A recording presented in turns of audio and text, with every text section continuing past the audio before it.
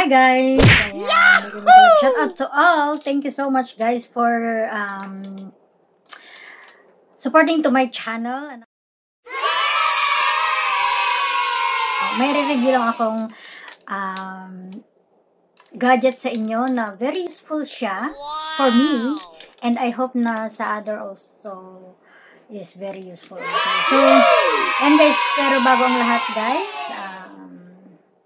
let's make a shout out to all.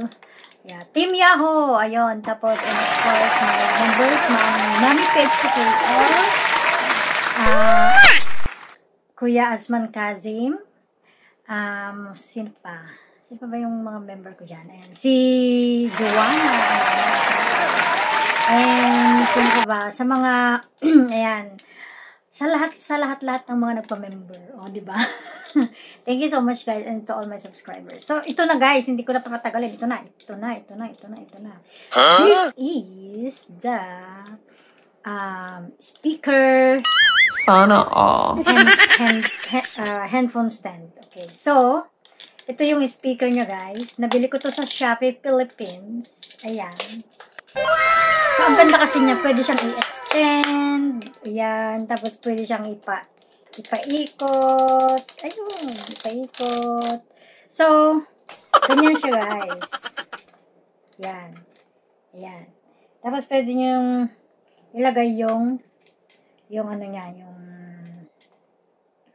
dito sa phone. Ayan.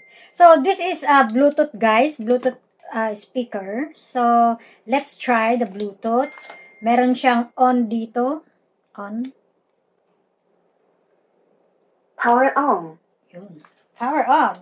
So, i-on nyo lang yung Bluetooth nyo dito sa cellphone ninyo. Ayan. Okay, so, i-ano ko lang. Okay, ang pangalan nito, wait lang guys, punta tayo sa Bluetooth settings. Okay, so, Chinese ang pangalan nito guys, Chinese. Paano ba? Uh-oh.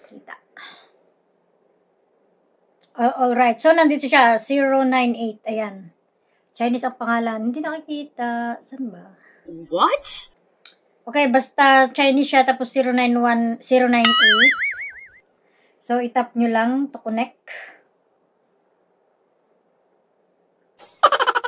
Hindi matap. Wait lang Oh, connection unsuccessful. Ayun, Connected. Yun, connected. And then, mag-iilaw siya pag nakakonect siya. Ayun, may ilaw. So, i-try natin, guys. Hold on. Ayan, guys. So, ganyan siya, guys. I-try natin kung gaano kalakas itong kwan na to, guys. Itong speaker phone stand na to. Speaker phone stand siya. Tingnan natin, guys. Ayan.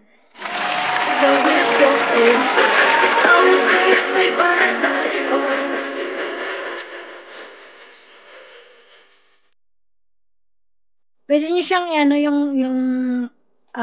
kung gaano siya kalakas dito sa phone nyo guys. So, ano to sa akin? Full siya. So, ayan.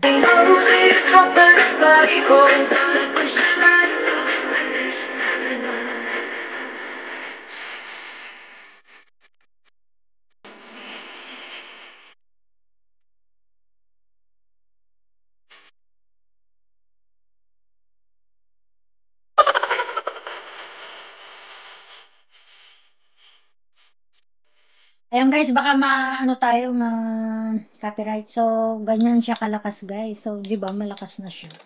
And, ito yung niya, pwede nyo ikabit din ito sa inyong mga laptops, sa inyong laptop. Kasi siya may USB na siya. And then, pwede siyang pag-charge ng phone pala. Just in case. So, pwede nyo po siyang i-charge sa handphone nyo.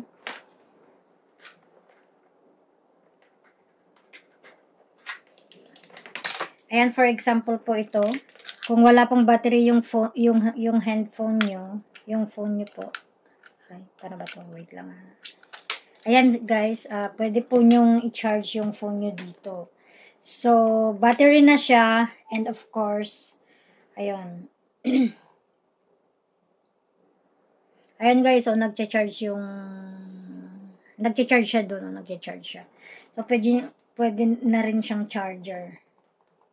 Okay, so dito po yung ano niya, yung charging port niya, Type-C po siya, para po i-charge niyo siya, ganun, Type-C.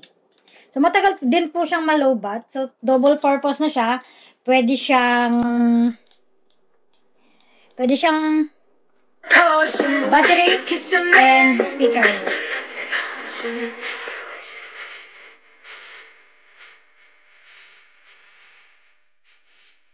O, diba, habang nagpapa-music ka sa labas, nag-charge ka na rin. Ganun. So, kapag nag-red ito, guys, pag nag-red yan, yung ilaw na yan, meaning to say lobat. So, ayan. Thank you so much, guys, for another episode of my vlog. Ayan. So, it's a product review, gadget review. Ayan. Thank you so much. Sana nakatulong sa inyo sa tips sa pagbili ng inyong handphone stand, guys. Very compact siya. At saka very magaan pa siya, guys. Pwede nyo siyang, nabili ko lang to sa Shopee. Like 100 plus lang siya sa Shopee, guys. Sa Shopee Philippines. Ayan.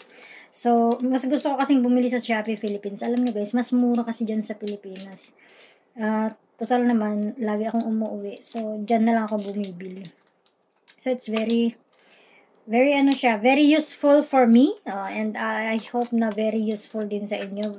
Ang gaan niya, guys, talaga, pwede siyang dalhin kahit saan. Ayan, ito yung bag ko, guys, just in case ito, pwede nyo siyang ilagay sa bag. Ayan. So, dalawa na yung battery ko. Very pa siya, diba? So, ganyan siya, guys. Thank you so much, guys,